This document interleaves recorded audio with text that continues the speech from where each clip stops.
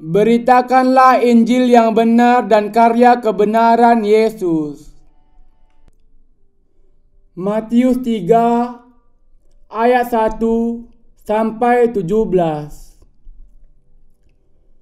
Pada waktu itu tampillah Yohanes Pembaptis di padang gurun Yudea dan memberitakan, "Bertobatlah, sebab kerajaan sorga sudah dekat."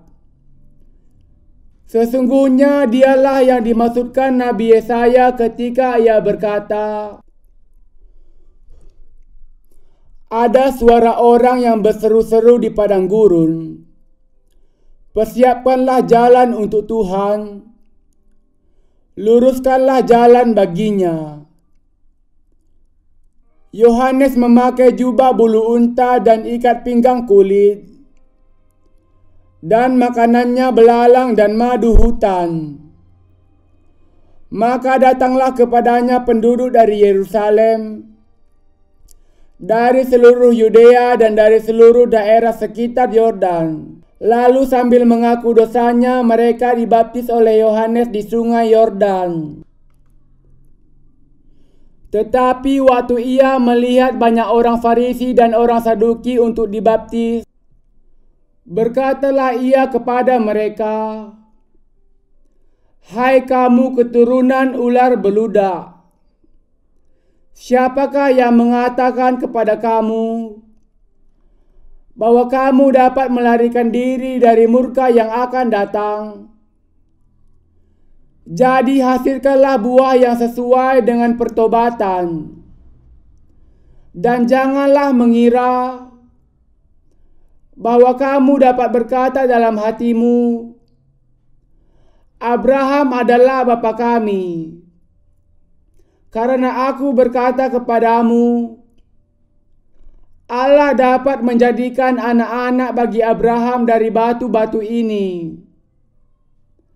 Kapak sudah tersedia pada akar pohon, dan setiap pohon yang tidak menghasilkan buah yang baik pasti ditebang dan dibuang ke dalam api. Aku membaptis kamu dengan air sebagai tanda pertobatan, tetapi ia yang datang kemudian daripadaku lebih berkuasa daripadaku, dan aku tidak layak melepaskan kasutnya. Ia akan membaptiskan kamu dengan Roh Kudus dan dengan api. Alat penampi sudah di tangannya. Ia akan membersihkan tempat pengirikannya dan mengumpulkan gandumnya ke dalam lumbung. Tetapi debu jerami itu akan dibakarnya dalam api yang tidak terpadamkan. Maka datanglah Yesus dari Galilea ke Yordan kepada Yohanes untuk dibaptis olehnya. Tetapi Yohanes mencegah dia. Katanya, "Akulah yang perlu dibaptis olehmu, dan engkau yang datang kepadaku." Lalu Yesus menjawab katanya kepadanya, "Biarlah hal itu terjadi, karena demikianlah sepatutnya kita menggenapkan seluruh kehendak Allah." Dan Yohanes pun menurutinya. Sesudah dibaptis, Yesus segera keluar dari air, dan pada waktu itu juga langit terbuka dan ia melihat Roh Allah seperti burung merpati turun ke atasnya. Lalu terdengarlah suara dari sorga yang mengatakan, "Inilah anakku yang kukasihi, kepadanya lah aku berkenan."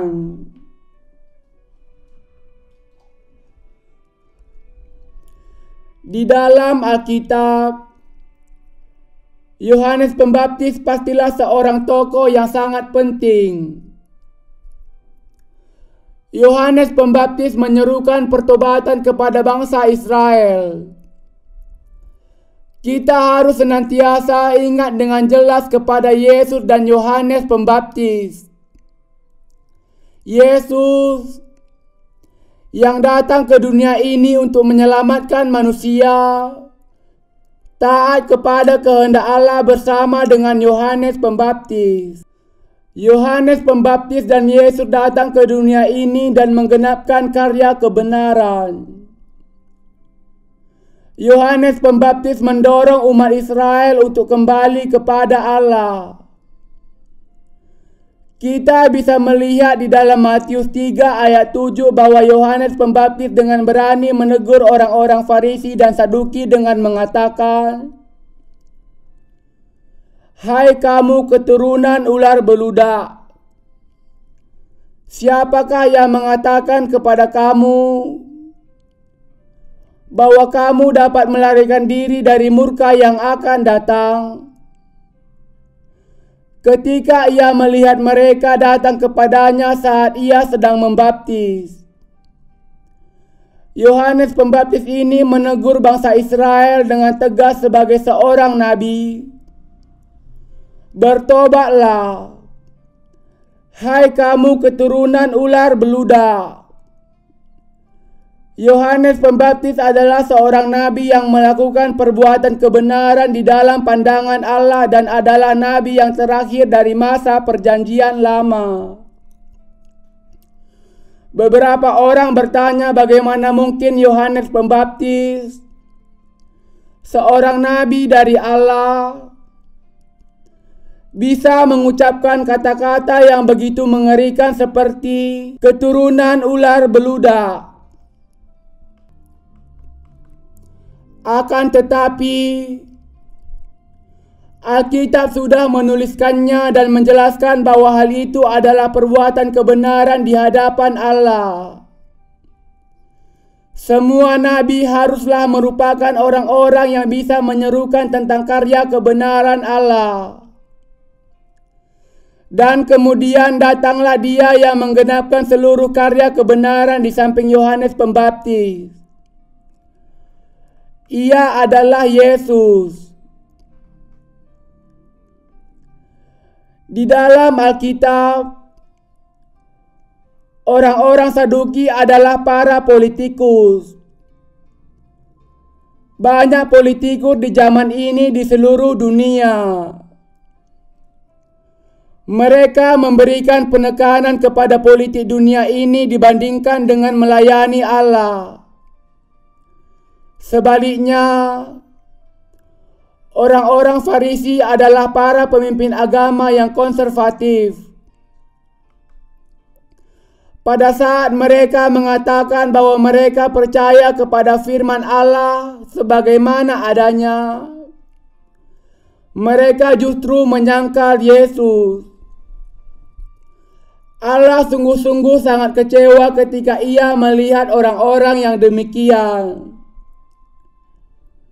Dalam pandangan Allah, mereka adalah orang-orang jahat atau bukan? Orang-orang Farisi dan Saduki adalah orang-orang yang jahat dalam pandangan Allah. Orang-orang Farisi tidak percaya kepada Yesus sebagai Mesias.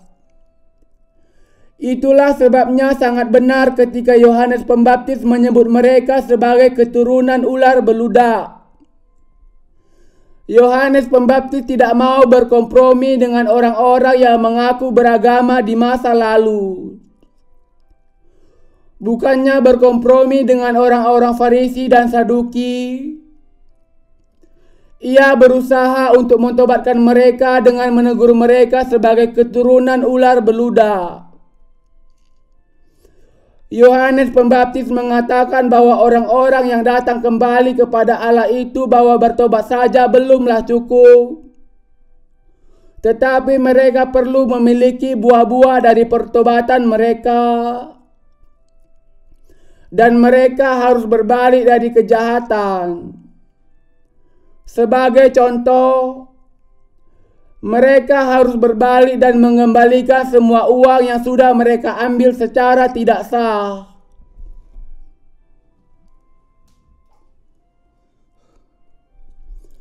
Kemudian mereka bisa datang kembali kepadanya untuk dibaptiskan dan kembali kepada Allah. Ketika kita mendengar pengajarannya, kita bisa melihat tanpa ragu-ragu bahwa ia memang hamba yang diutus oleh Allah. Pada saat yang sama dengan kemunculan Yohanes Pembaptis adalah waktu Yesus Kristus memulai pelayanan umumnya. Pemberitaan yang disampaikan Yohanes Pembaptis adalah untuk menolong pekerjaan Yesus. Pada saat itu, untuk ada seorang hamba Allah yang muncul selama kurang lebih 400 tahun bagi bangsa Israel. Karena itu,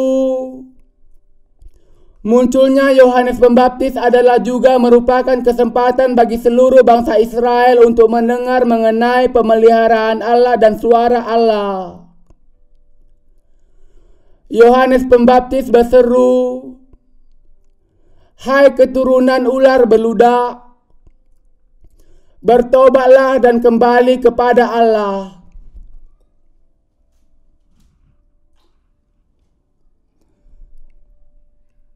Berbaliklah dari penyembahan berhalamu. Kamu harus membuang ilah-ilah asingmu dan kembali kepada Allah untuk menghindarkan diri dari penghukuman Allah." Adalah sebuah berkat yang besar bagi bangsa Israel bahwa seorang hamba Allah bisa menegur dan memberikan nasihat kepada mereka seperti itu. Seluruh bangsa Israel sangat terguncang oleh seruan dari Yohanes Pembaptis itu. Mujizat bahwa para imam kepala, orang-orang Saduki, dan orang-orang Farisi yang datang kepada Yesus, yang bertobat dan kembali kepada Allah kemudian terjadi. Yohanes Pembaptis memberikan kesaksian tentang kehebatan Yesus Kristus. "Aku membaptis kamu dengan air sebagai tanda pertobatan. Tetapi ia yang datang kemudian daripadaku lebih berkuasa daripadaku dan aku tidak layak melepaskan kasutnya. Ia akan membaptiskan kamu dengan Roh Kudus dan dengan api. Alat penampi sudah di tangannya. Ia akan membersihkan tempat pengirikannya dan mengumpulkan gandumnya ke dalam lumbung. Tetapi debu jerami itu akan dibakarnya dalam api yang tidak terpadamkan." Matius 3 ayat 11 sampai 12. Ia memberikan kesaksian bahwa ia melakukan pelayanan membawa orang berbalik kembali kepada Allah dengan menegur mereka. Tetapi bahwa ada yang akan datang sesudah dia, yang akan membaptis dengan Roh Kudus dan dengan api. Yohanes Pembaptis mengatakan bahwa orang-orang yang dilahirkan kembali dengan percaya kepada Yesus akan berkumpul sebagaimana gandum ke dalam surga, dan orang-orang yang tidak dilahirkan kembali akan dipisahkan dengan alat penampi seperti jerami yang kemudian akan dibakar dengan api yang tidak terpadamkan. Kita harus mengerti bahwa Yohanes Pembaptis menyerukan pertobatan kepada Allah, dan bahwa Yesus Kristus ketika ia datang ke dunia ini menerima baptisan dari Yohanes Pembaptis.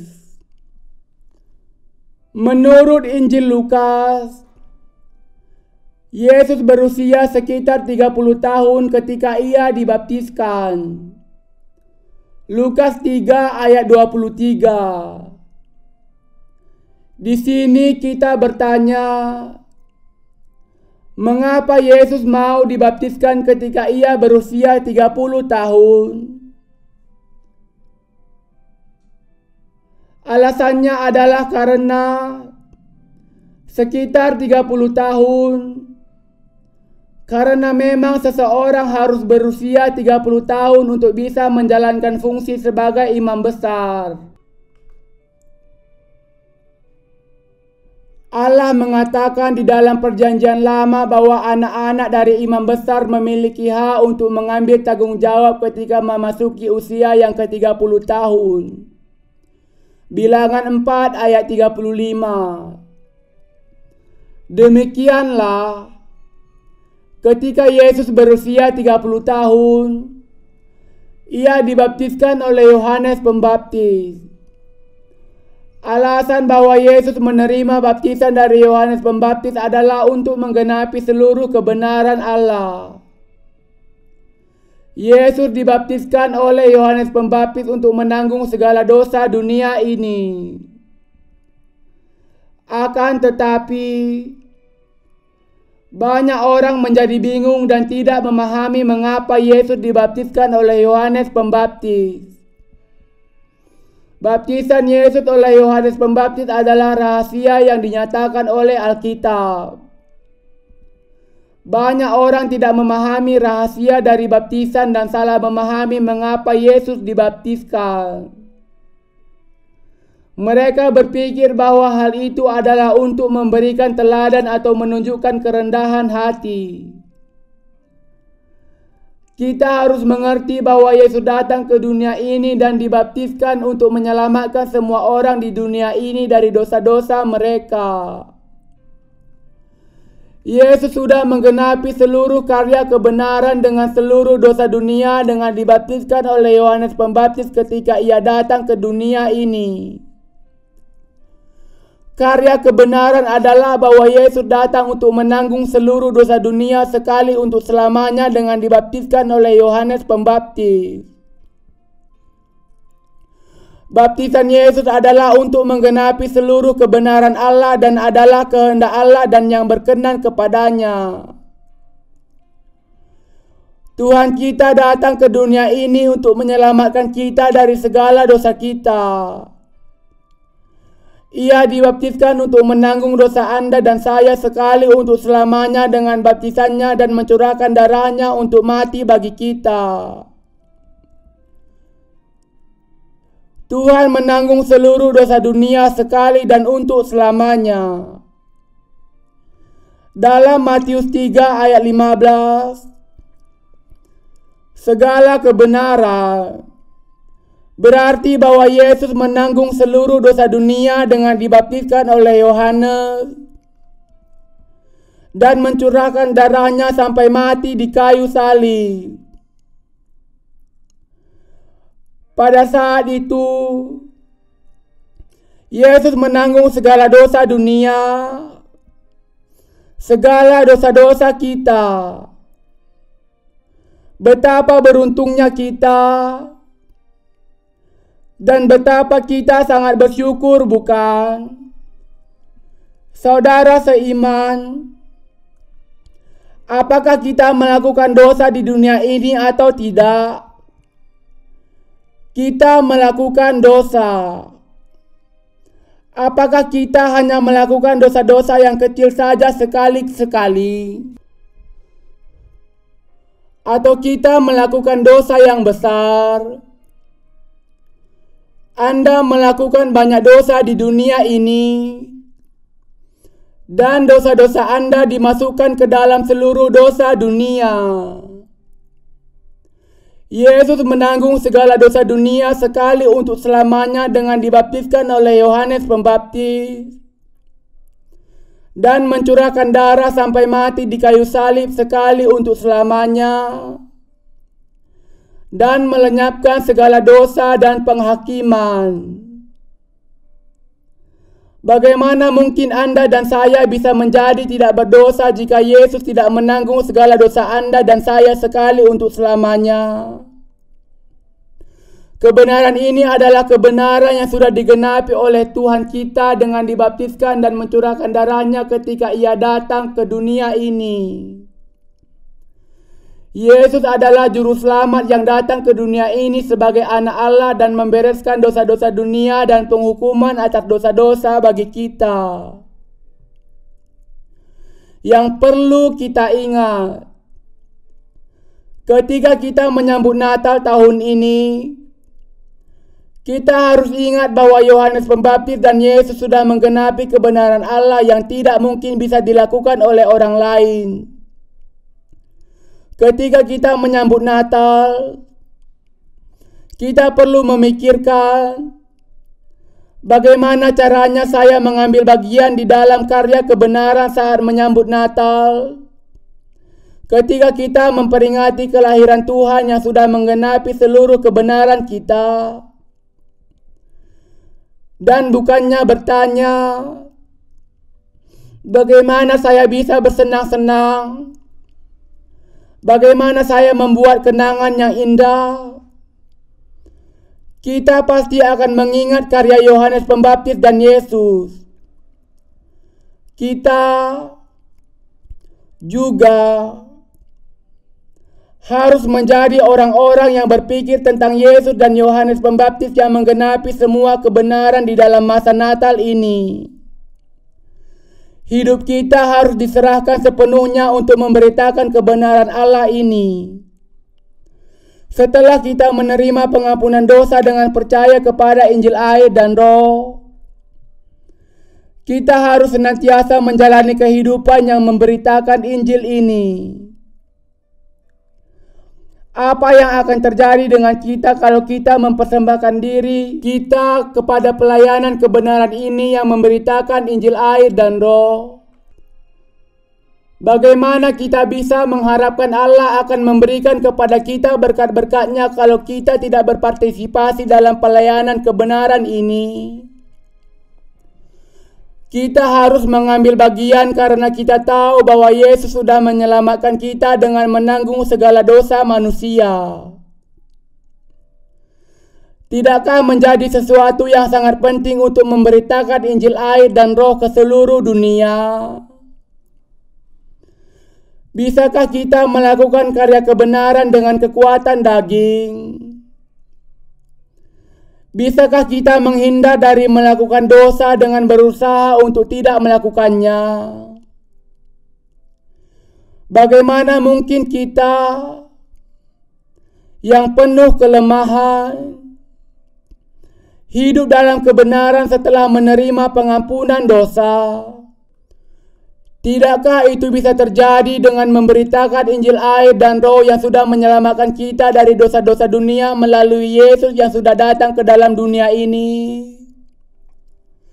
Menanggung segala dosa ke kayu salib, mencurahkan darahnya dan mati sehingga ia bisa menanggung segala penghukuman atas dosa-dosa bagi kita.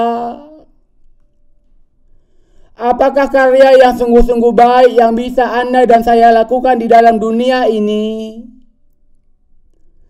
Tidakkah Allah akan bersukacita dengan sikap kita yang benar dan karya kita yang patut untuk dikenang? Karya yang paling penuh kebenaran bagi kita di dunia ini adalah untuk memberitakan Injil air dan Roh. Yang benar itu adalah menyerahkan segenap hati dan energi kita ke dalam pemberitaan dari Injil air dan Roh ini. Bagaimanapun penampilan Anda, Allah akan sangat bersuka ketika Anda terlibat di dalam karya memberitakan Injil air dan Roh. Apakah artinya ketika Yesus dibaptiskan dan ia mengatakan, karena demikianlah sepatutnya kita menggenapkan seluruh kebenaran Allah. Matius 3 ayat 15. Kata-kata itu adalah kesaksian yang menjelaskan bahwa Yesus menanggung segala dosa dunia yang sudah kita lakukan dengan baptisan yang sudah diterimanya dari Yohanes Pembaptis. Ketika Yesus dibaptiskan oleh Yohanes Pembaptis, segala dosa dunia ditanggungkan kepada Yesus sekali untuk selamanya. Yesus menerima segala dosa dunia yang adalah milik Anda dan milik saya melalui baptisannya sekali untuk selamanya. Demikianlah tubuh Yesus bisa menanggung segala dosa dunia. Dan demikianlah yang membuat mungkin bagi dia untuk menghadapi semua penghukuman ketika kedua tangan dan kakinya disalibkan di kayu salib. Namun, Ini tidak berarti bahwa dosa itu masuk ke dalam jiwanya. Anda harus menerima keselamatan Anda dengan percaya bahwa Yesus datang ke dunia ini dan memenuhi seluruh kebenaran Allah. Dan Yohanes Pembaptis juga berpartisipasi di dalam pelayanan besar ini dengan menanggungkan segala dosa itu kepada Yesus melalui penumpangan tangan. Yohanes Pembaptis melakukan dua hal sebagai hamba Allah. Wakil yang terbesar mereka yang dilahirkan oleh perempuan. Yang pertama adalah menunjukkan kejahatan dari semua manusia. Ia menyerukan agar manusia kembali kepada Allah dengan menegur mereka. Katanya, melayani ilah lain selain Allah adalah dosa. Yang kedua adalah bahwa ia membaptiskan Yesus untuk menanggung segala dosa manusia di dunia ini. Inilah kebenaran dari Allah yang menjadi milik Anda dan saya. Inilah kebenaran yang di dalamnya Tuhan datang untuk menggenapinya di dunia ini. Yesus datang ke dunia ini untuk menerima dosa-dosa Anda dan saya dan menanggungnya. Dan ia menerima baptisan untuk menanggung segala dosa dunia ini. Dosa-dosa Anda dan dosa-dosa keturunan Anda. Dan juga dosa-dosa keturunan mereka juga. Dosa-dosa orang tua Anda. Dosa-dosa leluhur Anda. Dan dosa-dosa leluhur dari leluhur Anda. Dan dosa-dosa semua manusia sejak dari Adam dan semua manusia yang ada selama dunia ini masih ada sampai hari terakhir. Meskipun kita tidak tahu kapan dunia ini akan tidak ada lagi. Yesus menerima baptisan untuk menghapuskan segala dosa kita dan membasuhkan segala dosa kita. Kata baptis berarti membasuh dengan mencelupkan atau menenggelamkan, mencuci, membersihkan dengan air, membersihkan diri, atau mandi. Karena itu, Yesus dibaptiskan untuk menanggung segala dosa dunia. Yesus membasuhkan segala dosa kita dengan menerima dosa-dosa itu melalui Yohanes Pembaptis. Sebagaimana pakaian Anda dibersihkan ketika Anda mencucinya dengan pakaian Anda dengan air. Sama seperti semua kekotoran menjadi bersih ketika Anda mandi dengan air. Yesus membasuhkan dosa-dosa kita sampai bersih dengan menerima baptisan dan menanggung segala dosa yang ada di dalam hati kita melalui Yohanes Pembaptis. Saudara-saudara seiman, apakah Anda percaya kepada Injil air dan Roh?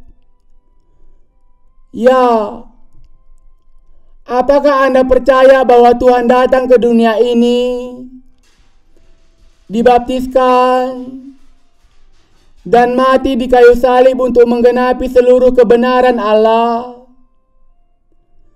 Ketika kita menyambut Natal, kita harus ingat Yesus Tuhan kita yang sudah menggenapkan seluruh kebenaran bagi kita.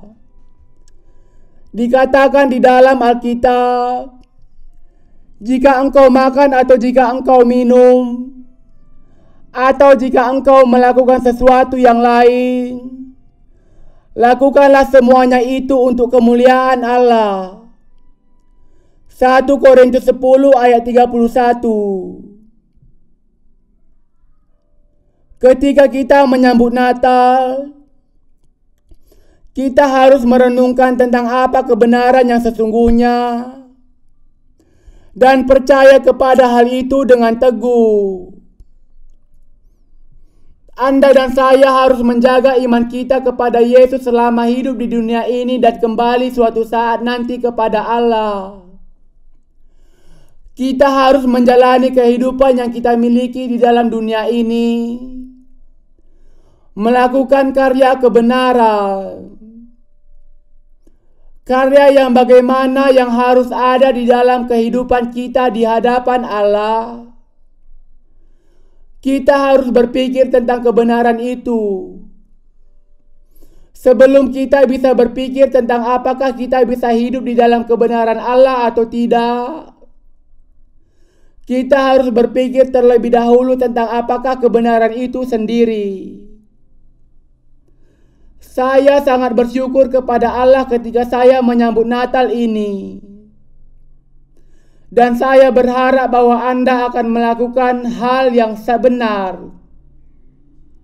Kebenaran yang bagaimanakah yang bisa Anda lakukan di hadapan Allah? Bisakah Anda melakukan kebenaran apapun dengan baik oleh kekuatan daging? Jangan pernah berpikir tentang melakukan hal itu.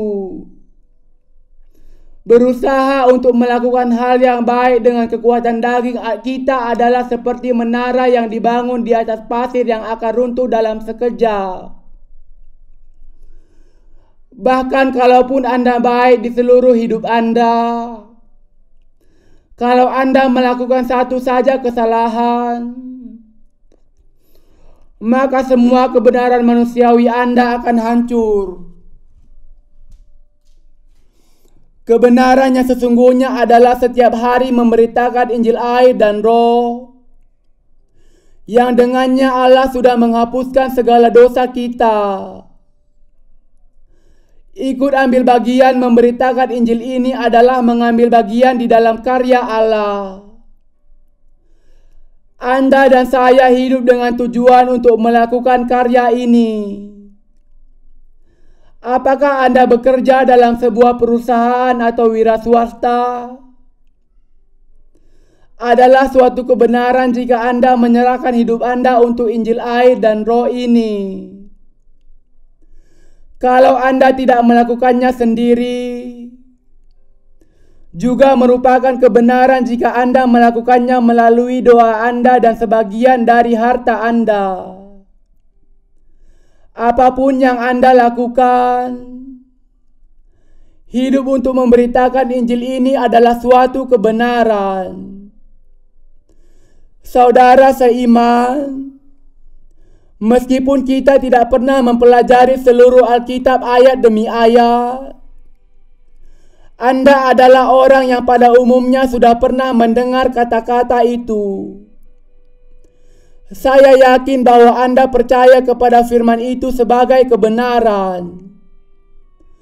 Apakah Anda percaya bahwa Yesus datang ke dunia ini dan menggenapkan segala kebenaran? Apakah Anda percaya bahwa Tuhan sudah menggenapkan karya terbesar yang melenyapkan segala dosa? Dosa Anda dan saya? Ya. Merupakan suatu keuntungan besar bahwa Yesus menanggung segala dosa. Dan kita sangat bersyukur bahwa Ia menggenapi segala kebenaran. Betapa menyedihkan sekali seandainya Ia menanggung sebagian saja dosa dan tidak menanggung yang lainnya, bukan? Akan tetapi, apapun dosa yang sudah Anda lakukan, Yesus menanggung semuanya. Milikilah iman yang kuat. Saya berharap bahwa Anda memperkenankan Allah dengan iman Anda dan melakukan karya kebenaran dengan iman Anda. Saya harap Anda hidup oleh iman Anda. Dan saya berharap bahwa Anda menjadi orang yang tidak memiliki dosa karena iman Anda. Saya berharap bahwa Anda adalah orang yang sudah menerima Roh Kudus karena percaya kepada Injil air dan Roh. Saya sungguh-sungguh bersyukur kepada Allah senantiasa karena saya percaya kepada Injil air dan Roh. Saudara seiman, Apakah Anda percaya kepada Injil air dan Roh? Ya. Saya berharap bahwa Anda semua adalah orang-orang yang sungguh-sungguh percaya kepada Injil yang benar ketika kita menyambut Natal. Haleluya.